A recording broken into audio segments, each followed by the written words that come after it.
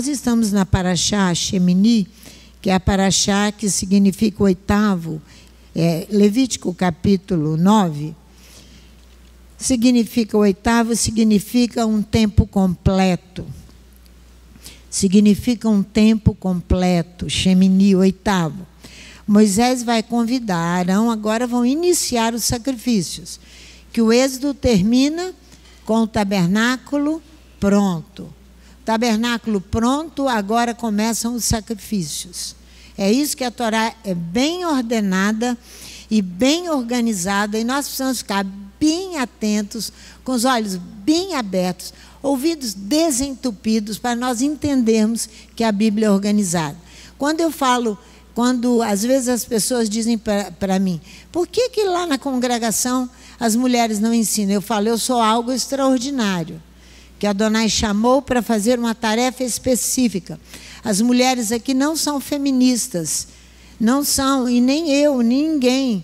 Nós estamos felizes por estar aqui e contemplando a ordem do Eterno, porque é para os homens se levantarem, estarem exercendo as suas funções. Nós estamos aqui como ajudadoras para que isso aconteça de forma graciosa. Essa é a ordem da Torá. Essa é a ordem da Bíblia. Então, hoje você vai ver iniciar o sacrifício. Moisés vai convidar Arão, vai marcar a inauguração dos sacrifícios no santuário. O santuário está pronto. Marcar significa, é um sinal que serve para que se reconheça uma coisa e para distingui-la de outra. Isso é uma marca. Para identificar o quê? Uma função. A função sacerdotal. Os homens fiquem atentos e as mulheres também. Tá bom? Exemplo. Você vai ver aqui, logo no início, no Levítico 9:1, a identificação da função sacerdotal que possui um só objetivo: sacrificar bem. Não é sacrificar por sacrificar, mas sacrificar bem. Vamos ver aqui? Levítico capítulo 9, ao oitavo dia, Shemini, Moisés chama Arão e seus filhos e os anciãos de Israel, e disse a Arão: toma um bezerro para oferta pelo pecado e um carneiro para erguido, ambos sem defeito, e traze-o perante o Eterno. Clama por Arão, seus filhos e os anciãos de Israel. Ele diz a Arão: pega para ti. Olha a diferença nessa tradução. Versículo 2, aqui na nossa tradução habitual, o versículo 2 está: e disse a Arão: toma um bezerro. Na Torá diz: pega para ti. Guarda isso, pega para ti. É diferente de toma para ti. Parece que você foi num ambiente alheio e tomou algo para si. Não, pega para ti. Um bezerro, um filho de bovino para desfaltador e um carneiro para o erguido, intactos. Apresenta-os diante de Adonai.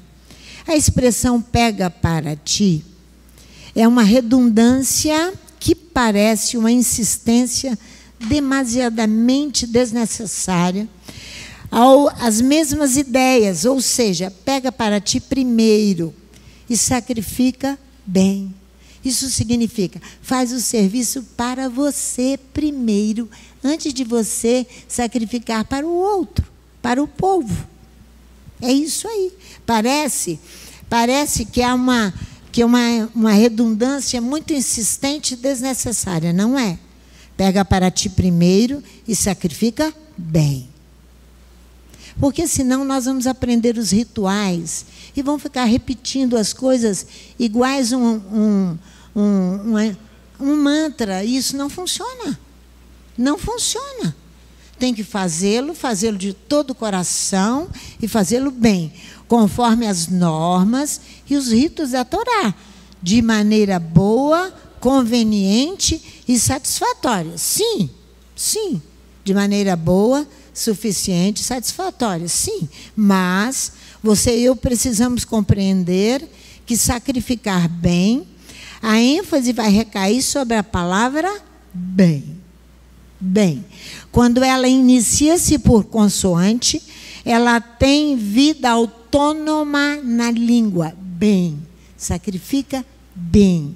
Ela é autônoma. Exemplo, bem fazer, bem querer, ou seja, gostar muito de sacrificar, gostar muito de fazer o seu sacrifício, de vir para aqui 6 horas da manhã para poder orar pelo povo, pela cidade, por tudo que Adonai colocar no coração. Por isso que a palavra bem, ela é autônoma. Porque bem fazer, bem querer, gostar muito e em favor de. Não você pensa que você vem para cá para fazer só para você. Fica mamãe, papai, meu filho, meu neto, o outro adoeceu, e aí você fica nessa ladainha, parece uma reza. Porque você só vê a sua família. Você não consegue ver o outro, que está ao seu lado, que tem necessidades, muitas vezes, muito maior que você. É isso. Seja quem sacrifica, sacrifique bem, sacrifique em favor do outro, mais do que para você mesmo. Pega para ti. Arão, pega para ti. Vamos entender melhor com um dos erros do rei Davi. Eu acho interessante, olha o que eu disse, vamos entender melhor com os erros do rei Davi. Do rei Davi, do rei de Israel. Porque é uma norma, quase que norma no nosso coração, que não se pode falar dos nossos erros. Tem que manter sigilo absoluto. Porque nós não aguentamos saber onde nós erramos. Engraçado, mas eu gosto de aprender com o rei Davi, aonde ele errou. E isso é explícito na Bíblia. É claro para que eu dê testemunho ao outro. Gente, se o rei Davi foi exposto, por que que eu não posso ser? Que coisa mal colocada e ruim. Por isso que eu fiz questão de falar. Vamos aprender com o rei Davi. 2 Samuel, capítulo 6. Continua a frase, pega para ti. 2 Samuel 6, de 1 a 10. É a nossa Haftará da Parashá Shemini. 2 Samuel, capítulo 6, de 1 a 10. Aqui tem uma história muito interessante. Olha só. Davi quer levar a arca para Jerusalém. A arca contém a Torá. Ele quer levar para Jerusalém. Olha aqui o acidente que vai acontecer aqui, para nós entendermos melhor. Tornou Davi a juntar todos os escolhidos de Israel, capítulo 6 de 2 Samuel, versículo 1. Em número de 30.000. Levantou-se Davi, partiu com todo o povo que tinha consigo para Baalim de Judá, a fim de levarem de lá para cima a arca de Elohim, sobre a qual se invoca o nome do Eterno dos Exércitos, que se assenta entre os querubins. Puseram a arca de Elohim num carro novo. Olha aqui, você vai conferir comigo que aqui tem, a arca estava em casa, na casa de Abinadab. E o acontecimento vai se dar com um dos filhos de Abinadab. Olha aqui, puseram a arca de Deus em um carro novo. Ela estava em propriedade particular, na casa de Abinadab. Ela estava em propriedade particular. Ela precisava ser levada para todos terem acesso. Concorda? Todos serem abençoados. Todos conhecerem. Puseram a arca de Elohim em um carro novo e levaram da casa de Abinadab, que está no alto da colina. Uzai e Aiô, filhos de Abinadab, guiavam o carro novo. Levaram-no da casa de Abinadab, que estava no alto da colina, com a arca de Elohim, e Aiô ia adiante da arca. Os 2 irmãos. Davi e toda a casa de Israel alegravam-se perante o Eterno com todo tipo de instrumentos de pau, de faia, com harpas, com saltérios, com tamborins, com pandeiros e com símbolos. Quando chegaram à eira de Nacon, estendeu Uzá a mão à arca de Elohim e a segurou, porque os bois tropeçaram. Então a ira do Eterno se acendeu contra Uzá, e Elohim o feriu ali por esta irreverência, e morreu ali, junto à arca de Elohim. Então aqui você vai compreender, morreu um dos rapazes. Um dos rapazes ao morrer ali. A ira do Eterno se acendeu contra Uzá, e o Eterno feriu por esta irreverência, e morreu ali junto à arca de Elohim. Adonai mata Uzá misteriosamente, o filho de Abinadab. E Davi vai dar o nome, chamou do lugar de Pérez Uzá, brecha, ferimento. Olha aqui no versículo 8, para você ver. Davi se enfureceu, porque o Eterno irrompera contra Uzá, chamou aquele lugar Pérez Uzá, até o dia de hoje. Brecha. Adonai feriu aqui, Adonai matou o amigo de Davi. Mas Davi ficou enfurecido quando deu o nome ao lugar. Aí você pode perceber que o rei ainda não tinha um controle, um domínio próprio assim exacerbado. Bem legal.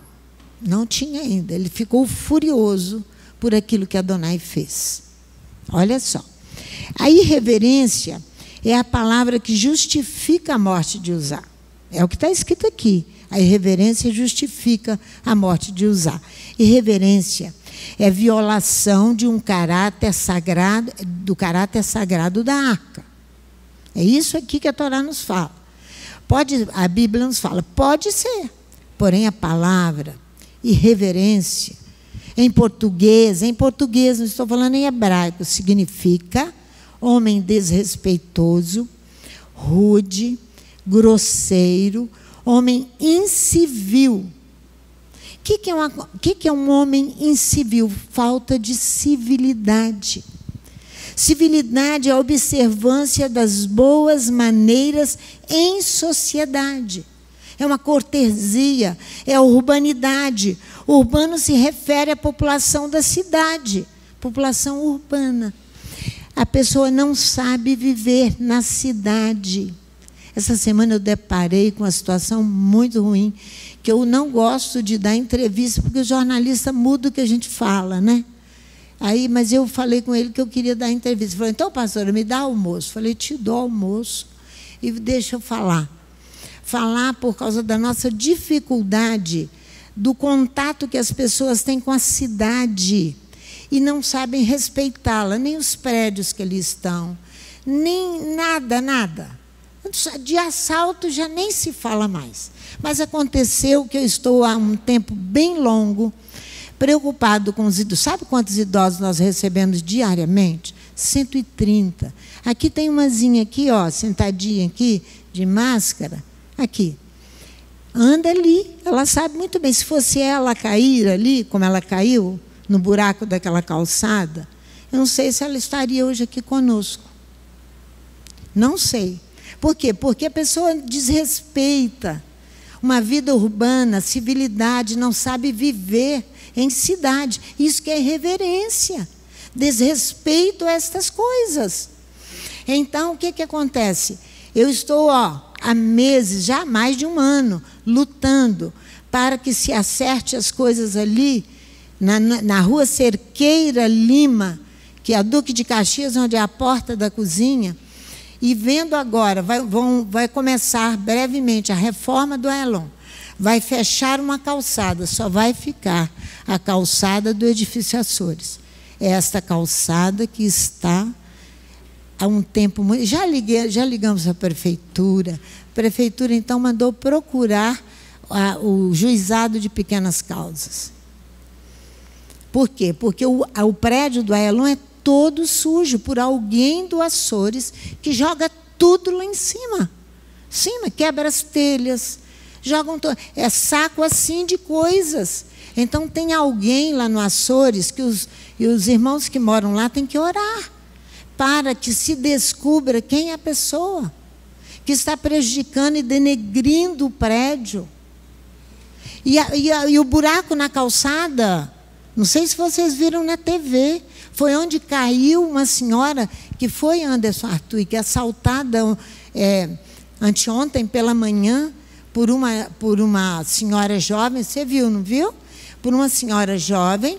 Ela vai mexer, a assaltante mexe nos cachorros da mulher e depois dá uma gravata, levanta rapidamente, dá uma gravata nela, ela cai.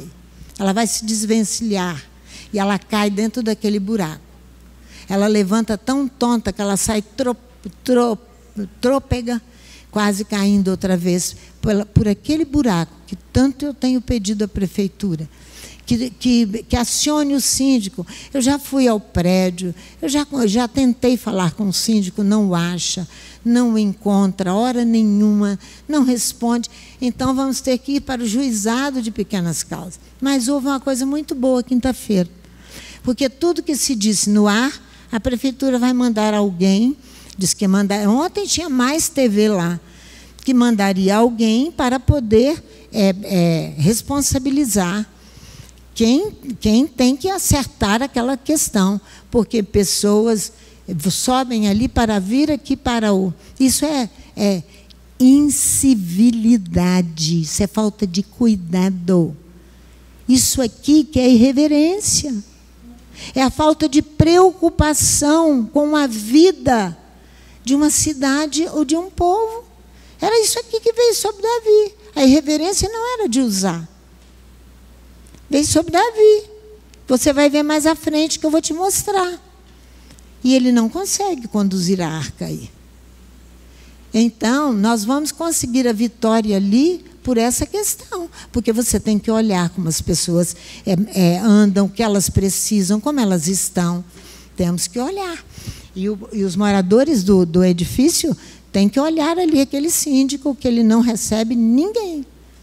Ele não responde a nada. Eu já fui pessoalmente, já deixei um documento para ele assinar, não tem resposta. O documento foi uma notificação que nós fizemos a ele, porque precisa descobrir quem é. Uma dica eu já sei: a pessoa que joga tudo fuma, porque eu estava varrendo lá embaixo, e a guimba de cigarro o tempo inteiro ele jogou na hora que eu estava. Irmãos, só para vocês terem noção, eles jogam tanta coisa lá de cima, que uma idosa não quer passar mais ali, ela passa no meio da rua. Por quê? Porque jogaram ferro de obra, de ponta.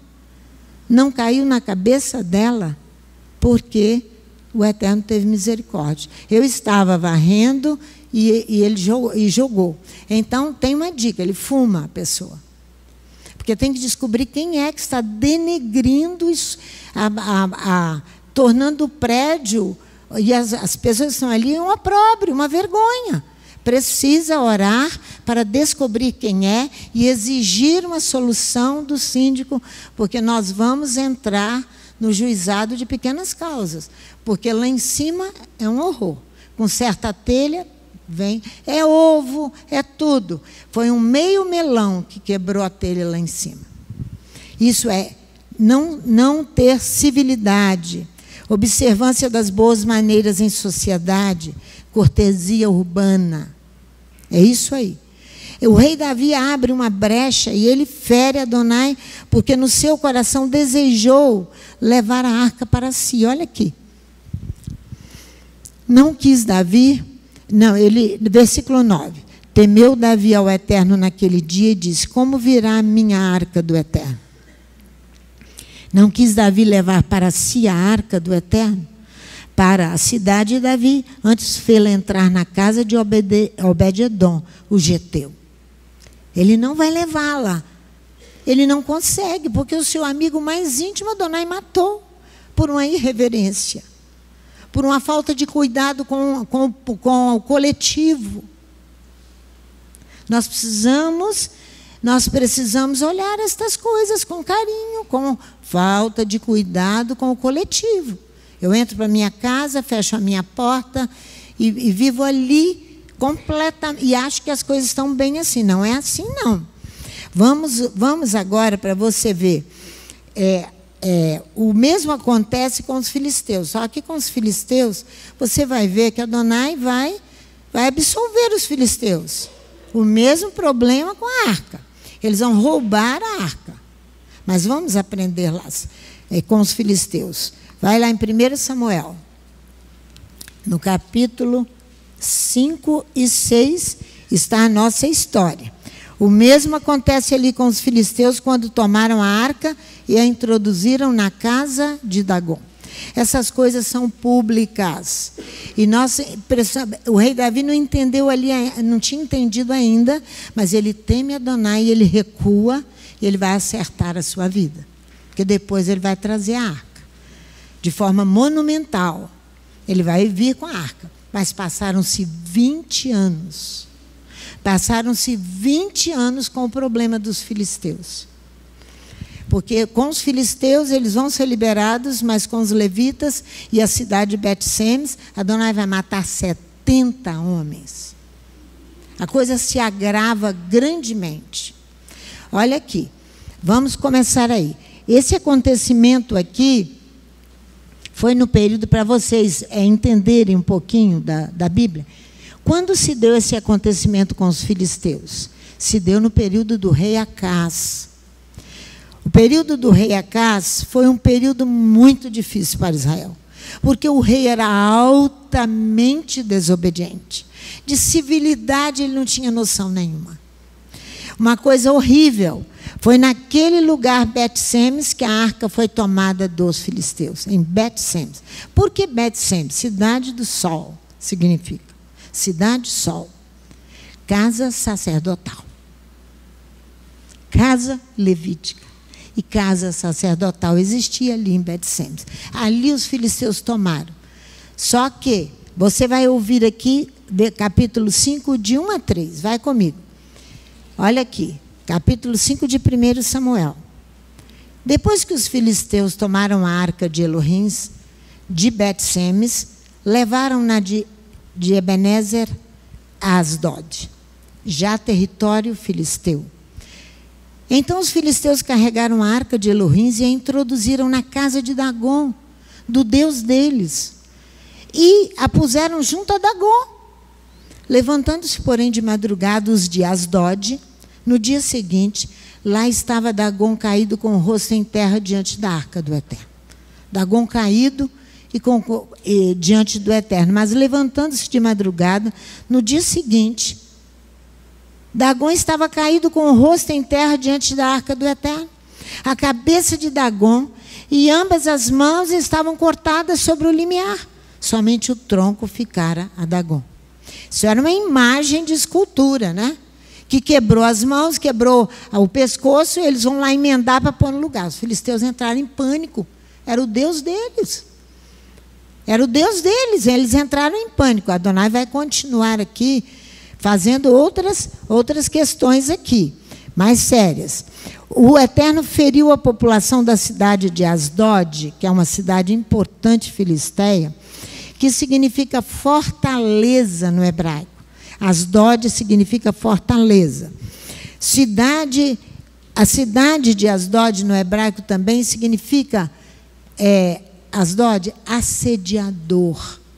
Assediador. O que significa isso? Assédio é um cerco. Você vai sitiar um lugar fortificado, com insistência e teimosia, por um desejo incontrolável de possuir. O que os filisteus fizeram? O desejo incontrolável de possuir a arca. A arca contém a Torá. A arca contém a Torá. O desejo incontrolável de ter Torá.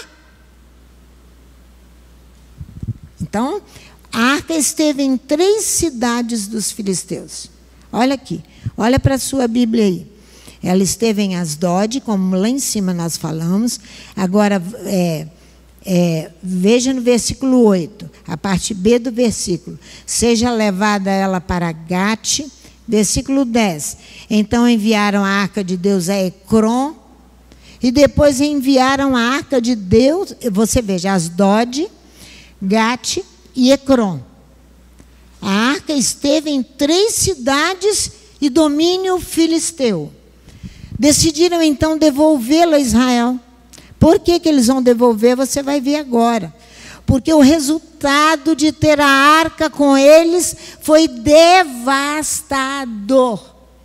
Atingiu toda a população. Uma atitude do povo levando a arca para Asdod, para Gate, para Ecrom. Veja comigo aqui no capítulo 5, a partir do versículo 9. Desde que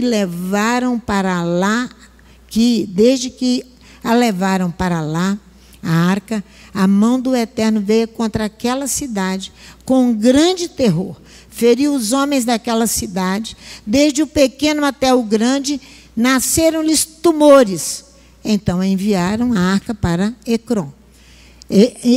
Chegando lá, a arca de Elohim, e os de Ecrom exclamaram: transportaram para nós a arca do Elohim de Israel para nos matar e a nosso povo? Então enviaram mensageiros e congregaram a todos os príncipes dos filisteus e disseram: enviai daqui a arca de Elohim de Israel.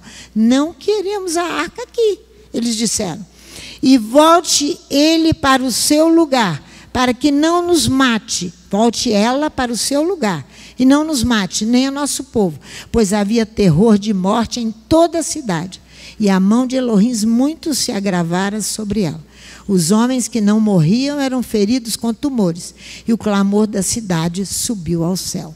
Eles entenderam que eles pecaram contra o Elohim de Israel, pegaram a arca por simples curiosidade, para saber como é que convivia com a Torá que estava ali dentro, obedecê-la com todas as suas regras e ordenanças. Eles não sabiam. Adonai começou a ferir o povo. O jeito era devolver para Israel. Teria que ir à arca. Olha como é que eles vão consultar agora.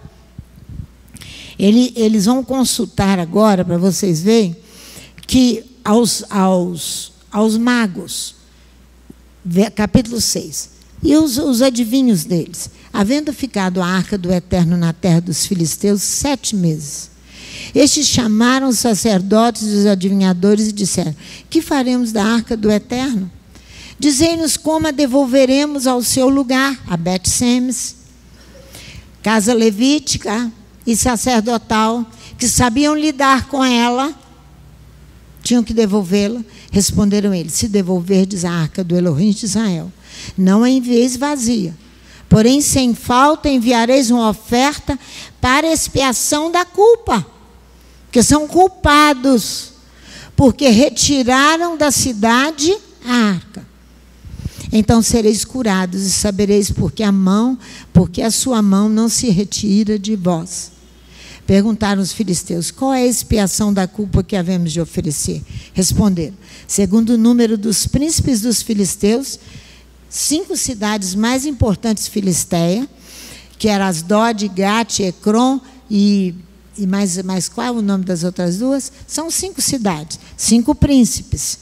E segundo o número dos príncipes dos filisteus, 5 tumores de ouro e 5 ratos de ouro. Porque a população explodiu em tumores. Teve uma praga de tumores no meio da população. Porque a praga é a mesma sobre vós, sobre todos os vossos príncipes. Fazei imagens dos vossos tumores, imagens dos ratos que andam destruindo a terra, e dai glória ao Elohim de Israel. Eles reconhecem o poder de Elohim, eles reconhecem a força de Elohim, e eles vão lutar, e lutam bem, tá bom? Porque, é Gaza, Ascalon. Gaza, Ascalon, Asdod, Ecrom e Gate. São as 5 cidades mais famosas dos filisteus. Então, eles vão agora enviar a arca de 7 a 12, você vai acompanhar comigo o que eles vão fazer. Agora, pois, fazei um carro novo, versículo 7. Tomai 2 vacas com crias, sobre as quais não tenha vindo julgo.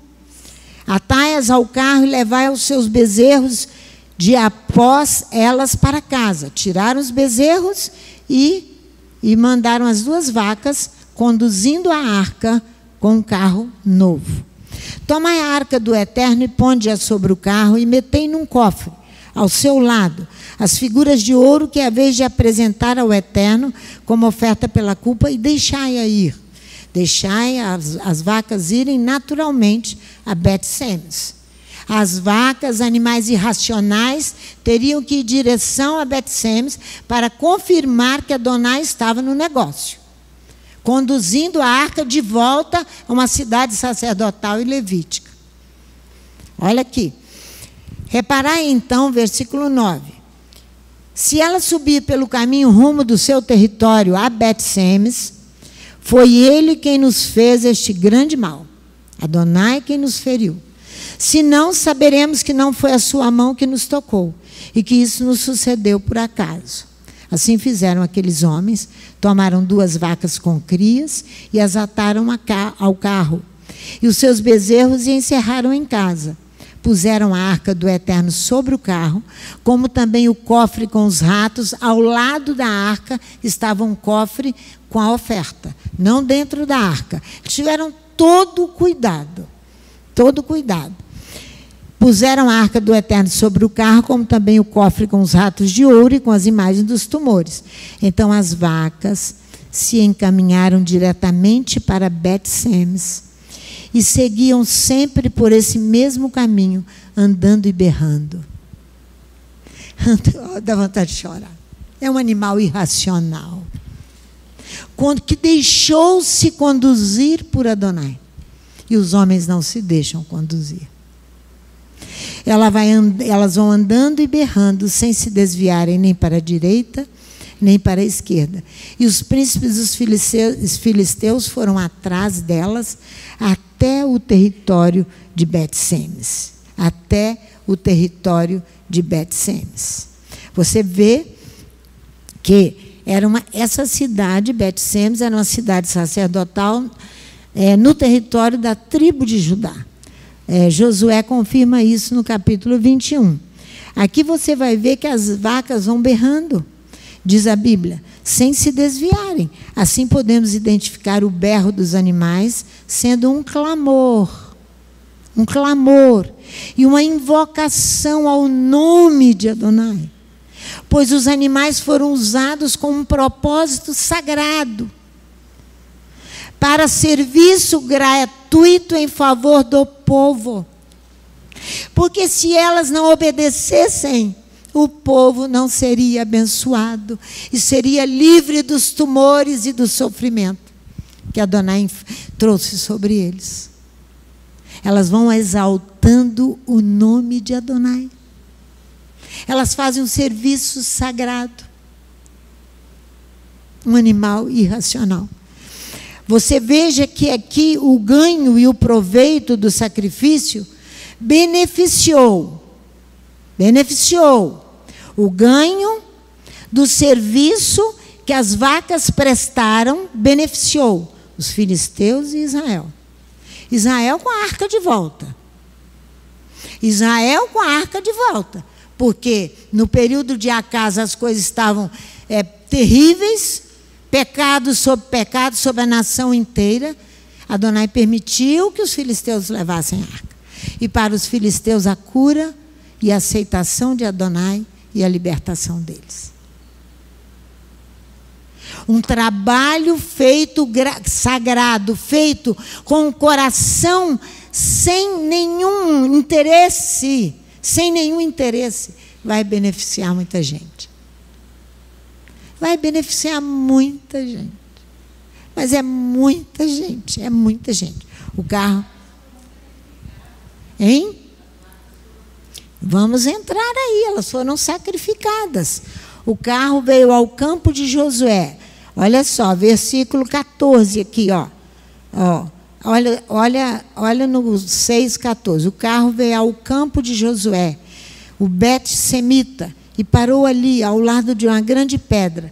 Fenderam a madeira do carro, destruíram todo o carro e ofereceram as vacas ao Eterno como erguido, em holocausto.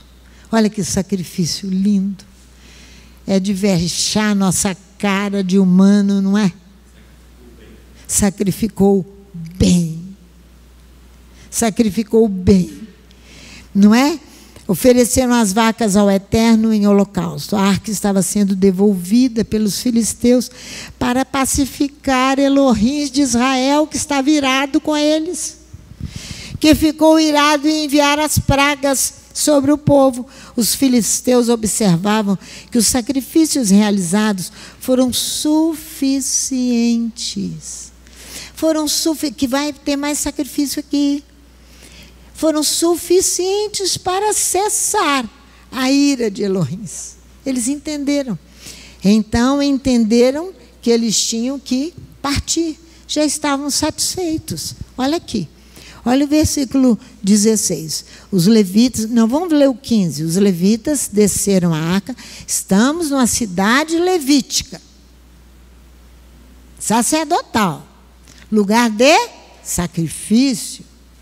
Eles desceram a arca do Eterno, como também o cofre que estava junto a ela, em que estavam as obras de ouro, puseram-no sobre a grande pedra. No mesmo dia, os homens de Bet-Semes ofereceram erguidos e sacrifícios ao Eterno. Os homens da cidade que conheciam a legislação bíblica do sacrifício foram sacrificar ao Eterno. Olha o versículo 16 agora. Vendo isso, os 5 príncipes dos filisteus voltaram para Ecrom no mesmo dia. Voltaram satisfeitos. Voltaram satisfeitos. Por quê? O ponto, naturalmente, é que não somente os filisteus sofreram penalidade quanto a Torá foi desconsiderada, faltou com respeito à Torá. Também sofreram quando não se conformaram com as exigências contidas na própria Torá. Assim também acontece com Nadab e Abiú dentro da nossa paraxá, Levítico capítulo 10. O que acontece ali? Os meninos, os 2 filhos de Arão, está na nossa paraxá Shemini, depois de uma glória que nós vamos falar dela, manifestada com o sacrifício, no início do sacrifício, 2 rapazes vão morrer. Porque eles desconsideraram, faltaram com respeito, eles sofreram. A Torá não diz exatamente o que os rapazes fizeram, mas que eles sofreram a penalidade de carete, pena de morte, da parte de Adonai, sofreram. Não é? Um fogo saiu de diante de Adonai, e é o que diz a Torá, e consumiu os rapazes. Voltemos ao Levítico, Vaikra, e ele clama. O início dos sacrifícios, vamos lá. Levítico capítulo 9, versículo 2. Voltemos ali. Capítulo 9, versículo 2. Deixa eu tomar um pouquinho de água aqui, que eu estou com sede. Levítico capítulo 2. Estamos iniciando aí o sacrifício.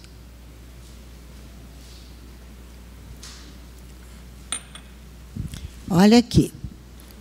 Levítico 9, versículo 2. E disse a Arão: pega para ti, estão lembrando?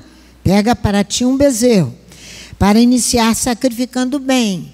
Iniciar sacrificando bem é preocupado com o povo. Adonai se preocupa com o povo. Olha o versículo, aqui está: toma um bezerro para oferta pelo pecado. Versículo 3: então dirás aos filhos de Israel: tomai um bode para oferta pelo pecado. Aos Bnei Israel tu falarás para dizer: pegai um bode. Nós estamos lidando com o verbo pegar e não tomar. Pegai. Cabras para desfaltador, um bezerro e um carneiro de 1 ano, intactos para erguido. Versículo 4. Olha só. Aqui está: e um boi e um carneiro para oferta pacífica, para sacrificar perante o Eterno. É oferta de cereais amassada com azeite, pois hoje o Eterno vos aparecerá. Um boi, um carneiro para as pacificações, para sacrificá-los diante de Adonai. Uma oferenda misturada com azeite. Sim, hoje Adonai foi visto por vós. Vocês que viram Adonai. Não foi Adonai por enquanto que se mostrou. Nós é que vimos Adonai com esse sacrifício. Moisés fala aqui de Adonai, que o povo o acolheu, o aceitou. É como um ato que indica um selo, um carimbo, uma rúbrica, que colocou num documento para validá-lo. Ele foi visto por vós. Moisés avisa. Olha o versículo 5. Então trouxeram diante da tenda da congregação o que Moisés ordenou. E chegou-se toda a congregação e se pôs perante o Eterno. Na minha tradução, eles pegam o que Moisés ordenou. O povo aqui, o povo pega, eles pegam o que Moisés ordenou diante da tenda do encontro. Toda a comunidade se apresenta. Eles ficam diante de Adonai. Percebam que o verbo pegar é o ponto alto para iniciar os sacrifícios. O verbo pegar. E estes serem aceitos. O que deve ser aceito? O sacrifício. Porque eu posso sacrificar como foi Caim e Abel e Adonai não aceitar. Vai ter que romper fogo do céu e lamber o sacrifício. Lembra de Elias? Vai ter que consumir o sacrifício. Ele é repetido por 3 vezes aqui na Paraxá, no início dela, para nos mostrar a urgência. Primeiro, Arão que pega para ele. Primeiro, Levítico 9, 2. Segundo, os Bnei Israel pegai um bode. Para os Bnei Israel, pegai um bode. Levítico 9, 3. Terceiro, eles pegam. Todo o povo pega o que Moisés ordenou, diante da tenda do encontro. Toda a comunidade se apresenta, eles ficam diante de Adonai. Levítico 9, 5. Pegar em português é agarrar, é fortemente segurar, é colar, é grudar. No hebraico, pegar é emuná. Emuná. Até a televisão está dando, gente. Novela aí, novela das nações. Não vamos falar do Egito, não. Novela das nações. Fala de emuná. Adesão a Adonai. Fé. Pegar em português é isso aqui, ó. Agarrar fortemente, segurar, colar e grudar. No hebraico é emuná. É adesão. É isso mesmo. Adesão. Emuná, fazer adesão, fé, lançar raízes. A planta pegou. Quando a planta pega, ela lança raízes para baixo e você diz, a planta pegou. É isso aí. Isso é emuná. Isso é emuná. É o ponto mais alto do sacrifício. O ponto alto é sacrificar para o povo também, para você e para o povo. Para você se ver livre das suas próprias culpas e para o povo. E emuná. Grudar em Adonai. Adesão a Adonai. Sem fé é impossível agradar a Elohim. Não existe sacrifício feito sem adesão a Adonai. É sacrifício de tolo. É sacrifício de tolo. Você vem, sacrifica, daí a pouco você está ali, ai meu Deus, meu Deus, meu Deus. Meu Deus, que medo, que isso, que aquilo. Que... É assim que nós vivemos. É assim que nós vivemos. Para sacrificar e sacrificar bem, e o sacrifício ser aceito, devemos agarrar fortemente, grudar em Adonai. Moisés agora fala da glória de Adonai. Com uma ressalva. O que é uma ressalva? É uma observação escrita para tornar válida a palavra que ele havia dito para os levitas e sacerdotes que sacrificam. As mulheres também sacrificam. Vocês aprenderam isso aqui com o Léo. As mulheres também sacrificam. Ah, pastor, acabou o período do sacrifício de animais. Sacrifício de sangue. Porque o templo não existe. Ele foi derrubado, foi destruído. Esse templo interior aqui se sacrifica todos os dias. Aonde Adonai quer habitar é o seu coração e o meu coração. Se eu não sacrificar, eu não tenho adesão a Ele. E se eu sacrifico sem adesão, Ele não aceita. Não aceita. Olha o que Moisés fala. Moisés diz: vós cumprireis esta palavra que Adonai ordenou. Logo à frente, veja aí, no versículo Levítico capítulo, versículo 6. Disse Moisés: isto que o Eterno vos ordenou que fizesseis, para que a sua glória vos apareça, para que a glória de Adonai mostre-se a vós. Fala. Primeiro ter uma adesão minha. Sim. Fala. Precisa primeiro ter uma adesão nossa. Nós precisamos ver Adonai para que Adonai nos veja. Exatamente. Lembra quando eu sofri o assalto que eu falei para o rapaz? Eu falei para o rapaz essa palavra de Adonai. Eu disse para ele: Senhor, era um jovem de 28 anos, com revólver, Ulisses deitado e ele com revólver, controlando tudo, e eu achando que o tempo já estava demais, né? Eu falei para ele: Senhor, o Senhor está sendo visto. Eu não disse que ele estava sendo filmado. Filmar é coisa humana. O céu vê tudo, até o seu coração e o meu coração. Onde as câmeras não vão. Onde as câmeras humanas não vão. O céu vê tudo. Tudo. Vê quando você adere e quando você não adere. Quando você tem fé e quando você não tem fé. Quando você vive como tolo. Como vive como tolo. Moisés diz: vós cumprireis esta palavra. Ele está fazendo uma ressalva aqui. Uma observação escrita.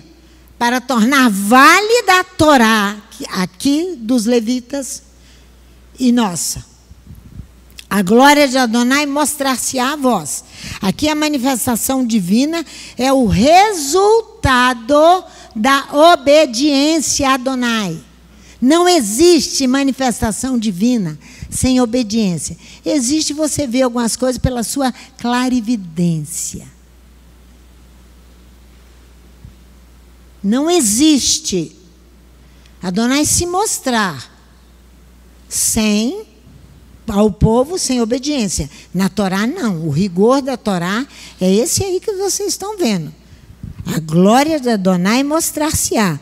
Os sacrifícios previstos pela lei, pela Torá, primeiro, é para si próprio, para Arão, quando é absolvido, né, no Levítico 9, de 8 a 14. É feito para Arão, para absolvê-lo também.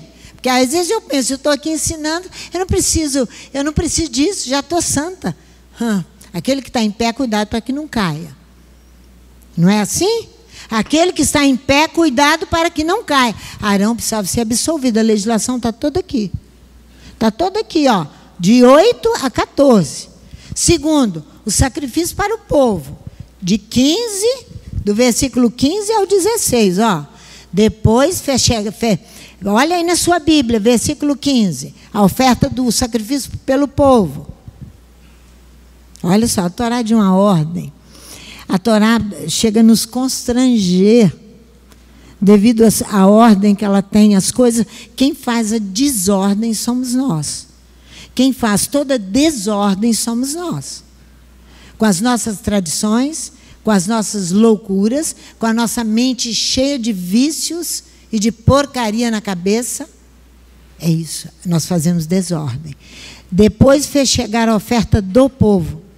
Tomou o bode da oferta pelo pecado, que era do povo, e o imolou, e o preparou por oferta pelo pecado, como fizera com a primeira vítima.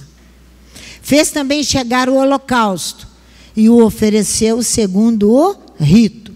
Fez chegar a oferta de cereais, da qual tomou um punhado e queimou sobre o altar, além do erguido da manhã.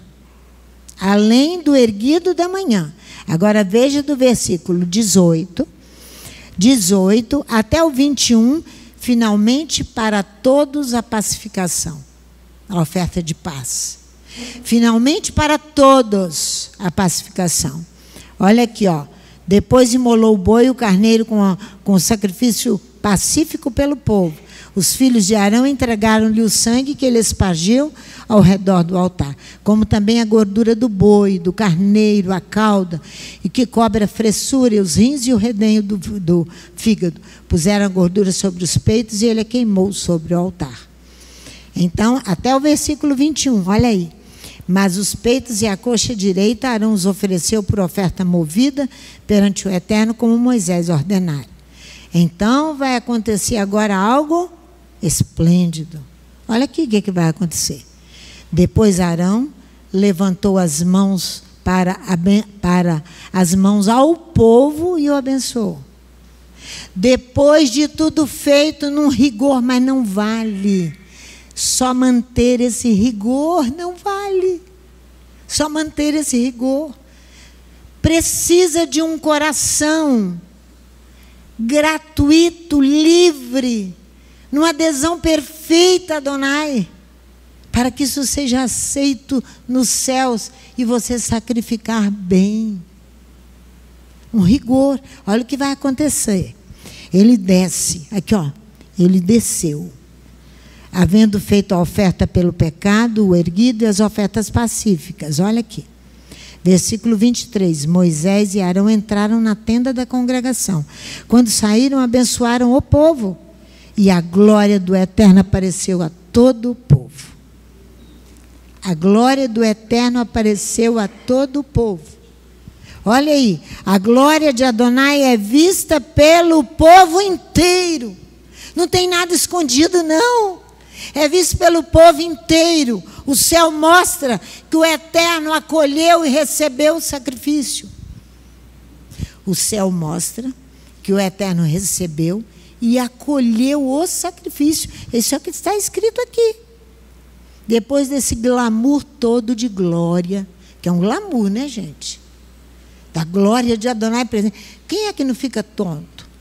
Quem é que não se sente o mais miserável dos homens? Quando a glória de Adonai se mostra. Não é não? Aí ele vai matar 2. Vamos voltar lá em 2 Samuel. 1 Samuel, capítulo 6.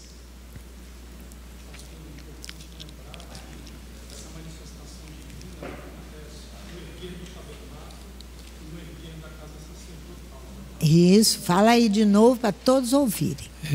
Essa participação do povo junto ao sacerdote, ela é uma ação específica, porque ela inaugura 2 instituições. O Shabat já existia desde o princípio, era glorioso por si só, não tinha ação humana que o tornasse glorioso. Simplesmente o Shabat ele é uma criação divina que antes do homem ser formado já estava guardado por Adonai para ser revelado ao homem. Mas naquilo que coube ao homem agir para completar as obras das 3 instituições sagradas, o tabernáculo, no capítulo 40 do livro do Êxodo, diz que após terminada a obra, ainda sem sacrifício, a nuvem vem, cobre e a glória se mostra ao povo. Êxodo 40. Êxodo capítulo 40, no finalzinho. Exatamente. E agora, quando a terceira instituição se ergue, a glória também se manifesta ao povo. Por isso que chegou o tapetinho agora, ó. Porque era o erguer de instituições sagradas estabelecidas pela Torá. Não era um sacrifício aleatório, era um sacrifício pelo erguer de uma instituição sagrada. De uma instituição, exatamente. Coisa forte, né? Aí nós vamos ver agora, aqui em 1 Samuel, no capítulo 6, vamos voltar lá aos homens de Bet-Semes. Capítulo 6, versículo 20 e 21. Olha aqui. E os homens de Bet-Semes disseram, mas antes eu não posso ler, vou antes, né? No 19. Vou no 19, vamos lá comigo. Olha só, mas feriu o Eterno os homens de Bet-Semes. Gente, eram todos levitas e era uma casa sacerdotal. Porque olharam para dentro da arca do Eterno, feriu do povo 70 homens. O povo se entristeceu porque o Eterno fizera tão grande morticínio entre eles. O versículo 19. Agora os homens de Bet-Semes, olha aqui, ó. os homens de Bet-Semes, versículo 20, disseram: quem poderia estar perante o Eterno, este Deus santo? Para quem subirá desde nós? Então enviaram mensageiros aos habitantes de Quiriate Jearim, dizendo: os filisteus devolveram a arca do Eterno, descei e fazei-a subir para vós. Isso chama fuga.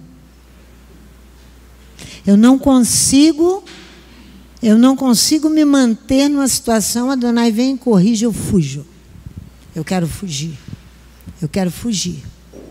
Fugir. Os homens levitas de Bet-Semes pegaram, como símbolo, pegaram também. Lembra do pegar? Mas como adesão, Adonai, pegam para eles, pegarão, pega o povo. Mas como adesão, aqui eles vão pegar também. Os homens, os levitas e os sacerdotes de Bet-Semes pegam como símbolo o endurecimento dos seus corações. Endurecer é tornar-se insensível. Endurecido com dureza de sentimentos contra Adonai. Vocês acham que nós vamos ter vitória nisso? Com o coração endurecido, porque Adonai corrigiu? Olha a grosseria nas palavras aqui. Então enviaram mensageiros aos habitantes de Quiriate Jearim, dizendo: os filisteus devolveram a arca do Eterno, frio e sem vida. Descei vocês e fazei-a subir para vós. Descei vocês e fazei-a subir para vós. Eles não queriam com eles a arca. Eles endureceram os seus corações, tornaram insensíveis, como os homens dos últimos dias, escrito pelo apóstolo Paulo. São insensíveis. O endurecimento de, acho que é 1 Timóteo capítulo 3, se não me engano. É o homem dos últimos dias. Tornar-se insensível, empedernir, estado de um corpo endurecido, com dureza de sentimentos, tomada de posição menos flexível, mais rigorosa. Isso aqui é um rigor com prejuízo para eles terrível. Deixaram de sacrificar, se aborreceram. Quantas pessoas estão aborrecidas com Hashem? Gente, você fazer uma quebra de braço com o Criador do céu e da terra e dominador do mundo, você não tem juízo, você é tolo. Não tem juízo, insensível, rigoroso para com você mesmo. Então vieram os mensageiros dos habitantes de Quiriate Jearim, dizendo: os filisteus devolveram a arca do Eterno, descei e fazei-a subir a vós. A tensão foi demasiadamente grande, a inflexibilidade com certeza gerou desavença entre eles, porque uns concordaram e outros não, conflitos, discussões acaloradas no meio dos levitas, do povo, por muitos, mas eles provam ali a ausência de adesão a Adonai, a ausência de adesão a Adonai, de falta de fé. Tornaram os cabeças, os líderes da cidade de Bet-Semes cruéis, desumanos e impiedosos. Porque quando o sacerdote deixa de sacrificar, ou você, mulher, deixa de sacrificar, você se torna desumano, porque você não faz nem para você e nem para o outro. Desumano, impiedoso, insensível. Não podiam sacrificar mais a Elohims. O antídoto contra esse endurecimento chama água pura. Eu estou falando que a água pura é palavra de Adonai, aquela palavra criadora lá do Gênesis 1, da Bar. Aquela palavra criadora. Contra esse endurecimento terrível. Vamos lá em Ezequiel capítulo 36, por favor. Ezequiel capítulo 36. Água pura, Torá, diz o profeta.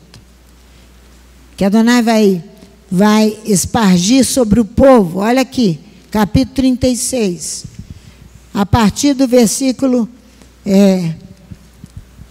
23. Eu santificarei o meu grande nome, que foi profanado por vocês entre as nações, o qual profanaste no meio delas. Então as nações saberão que eu sou o eterno, diz o eterno Elohim, quando eu for santificado aos seus olhos. Pois eu vos tirarei dentre as nações, e vos congregarei de todos os países, e vos trarei para a vossa terra. Então espargirei água pura sobre vós, e ficareis purificados dessa maldade e desse endurecimento. Depois eu vou te mostrar de tarde, lá no Levítico, isso. Eu vou te mostrar de tarde, mas não na Paraxá, no capítulo 26 do Levítico. Essa fala aqui de Ezequiel. E todas as vossas imundícias e todos os vossos ídolos vos purificarei. Dar-vos-ei um coração novo, porque é o coração que endurece. Porei dentre vós um espírito novo. Tirarei de vós o coração de pedra, igual uma pederneira de duro que está insensível, para com você mesmo e para com o outro. Porei dentre vós o meu espírito e farei que andeis nos meus caminhos. Não. Tirarei de vós o coração de pedra e vos darei um coração de carne. Porei dentre vós o meu espírito, um coração mais sensível, e farei que andeis nos meus estatutos, e guardeis os meus juízos, e os observeis. Observar a Torá que está dentro da arca. Habitareis na terra que eu dei a vossos pais. Vós me sereis por povo, e eu vos serei por Elohim. Livrar-vos-ei de todas as vossas imundícias. Chamarei o trigo e o multiplicarei, e não trarei fome sobre vós. Multiplicarei o fruto das árvores e a novidade do campo, para que nunca mais recebais o opróbrio da fome entre as nações. Então vos lembrareis dos vossos maus caminhos, dos vossos feitos que não foram bons, tereis nojo de vós mesmos, por causa das vossas maldades e das vossas abominações contra Adonai. Não é por amor de vós que eu faço isso, diz o eterno Elohim. Notório vos seja. Envergonhai-vos e confundi-vos pelos vossos caminhos, ó casa de Israel. Pois depois desse problema aqui, volta lá, em 1 Samuel capítulo 7, para nós encerrarmos aqui. 1 Samuel, capítulo 7. Assim vieram, deixa eu chegar lá. 1 Samuel, capítulo 7. Assim vieram os homens de Quiriate-Jearim. Eles não mandaram buscar de Quiriate-Jearim, dizendo: os filisteus devolveram a arca do Eterno. Descei e fazia subir para vós. Assim vieram os homens, tomaram a arca do Eterno, levaram-na à casa de Abinadab, no outeiro, e consagraram a Eleazar, seu filho, para que guardasse a arca do Eterno. A arca ficou em Quiriate-Jearim bastante tempo, isto é, mais ou menos 20 anos, e toda a casa de Israel suspirava por ela. Olha só. Então, de tarde nós vamos continuar. Tá bom assim? Eu vou explicar essa fala de Ezequiel para vocês. Fala. Deixa o Léo falar antes da gente se despedir. Não, na verdade é uma pergunta. Faz a pergunta, se eu souber responder. Aqui no capítulo 6, diz que as vacas caminham, né, com a arca sobre um carro novo. Exatamente. Mas eles não a encontram dentro da cidade, encontram num campo aberto, que diz aqui que chama de campo ao campo que Josué, o Belemita. O Bet-Semita. Bet-Semita, né, Belemita. Quando os levitas encontram ali, o que me parece é que eles fazem o sacrifício pela casa sacerdotal. Mas ao trazer para dentro de Bet-Semes, me parece que eles se negam a fazer o sacrifício Eles fazem popular. um sacrifício antes das vacas. Sim, eles sacrificam assim, ali. Mas para eles, o que eu quero dizer é que se torna uma coisa restrita. Quando você não traz ao âmbito público, você restringe o acesso público ao sacrifício. Exatamente. E aqui, quando a senhora fala que houve um debate entre os homens de Bet-Semes... Lógico que houve um debate. Ali no verso 20... Nem todo mundo concordou com aquilo. Eu digo assim, o que me parece também, pastora, essa é a minha pergunta, é que o fato de... Porque ainda não havia Jerusalém estabelecida para guardar a arca. Não. Toda a cidade onde a arca repousava tornava-se o alvo de migração do povo 3 vezes ao ano para sacrificar. Exatamente. O que me parece aqui, eu não sei ao certo, é que a cidade colocou na ponta do lápis: nós vamos receber todo Israel para sacrificar. O custo disso para eles. Bet-Semes? Não foi a pergunta que eles fazem aqui, ó. Quem poderia estar perante o Eterno, este Elohim Santo?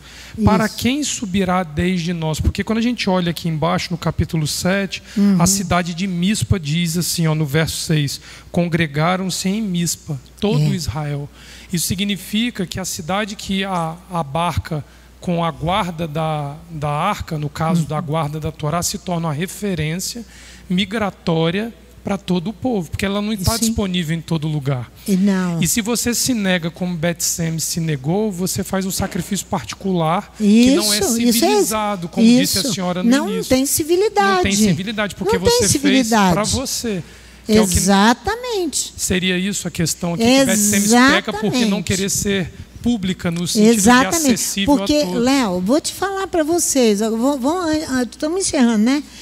Almir chega lá e encontra a gente lá na cozinha, de vez em quando.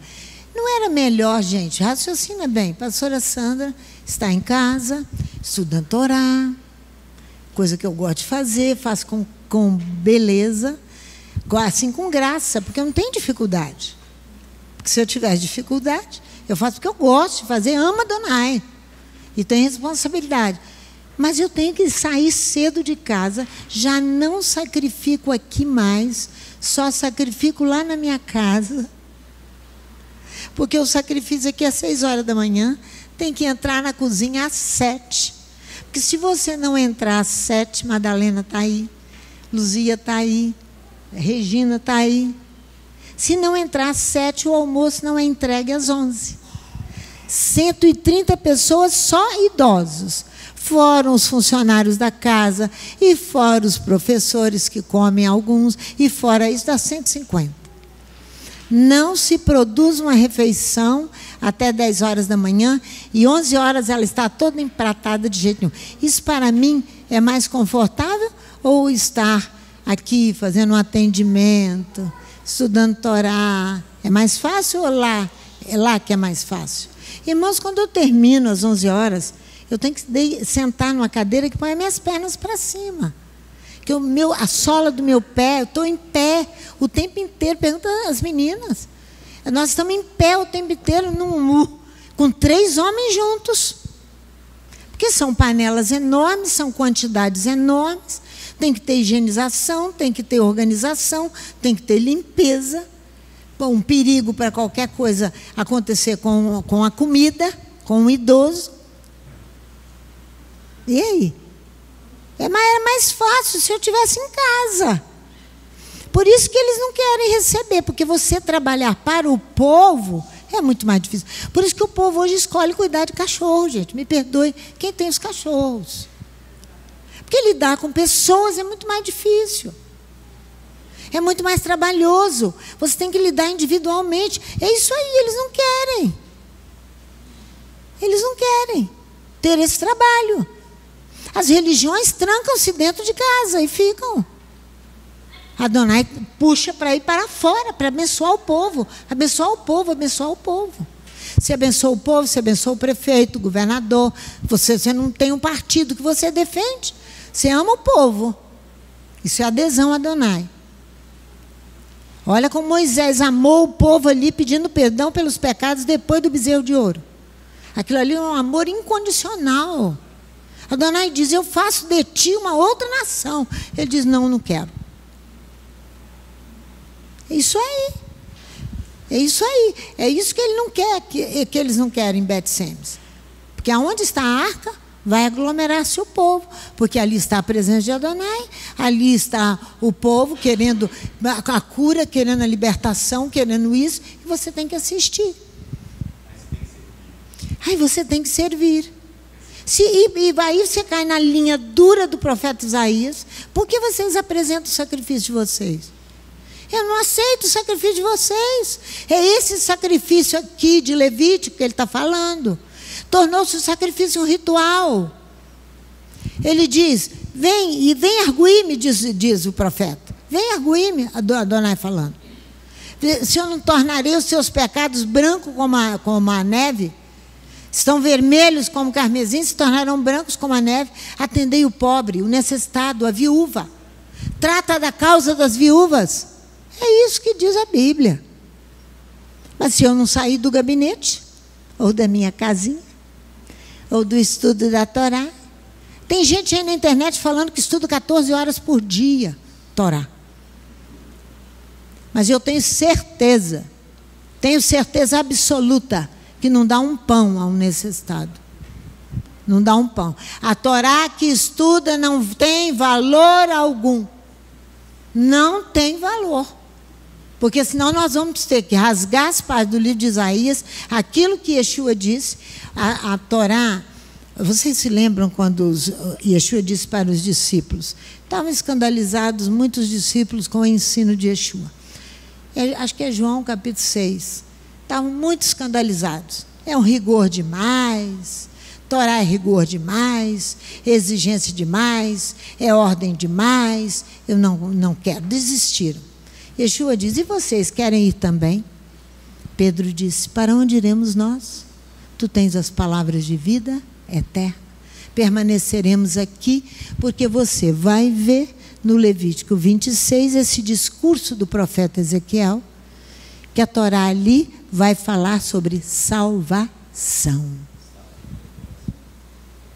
O que o profeta está falando, que Adonai, por misericórdia, espargirá água para lavar toda a imundície. Toda a imundície. Nossa. Não estou dizendo que é sua, é nossa. E sobre o povo, e sobre as autoridades, e sobre todos. Sacrificar não é fácil. Cuidar do povo não é fácil. Mas é obrigação nossa. Se ficarmos dentro dos gabinetes e atendendo o povo sem parar, tem que botar a mão na massa e trabalhar. Não é? E trabalhar. Trabalhar. Que o Eterno nos abençoe para de tarde nós continuarmos. Em nome de Yeshua.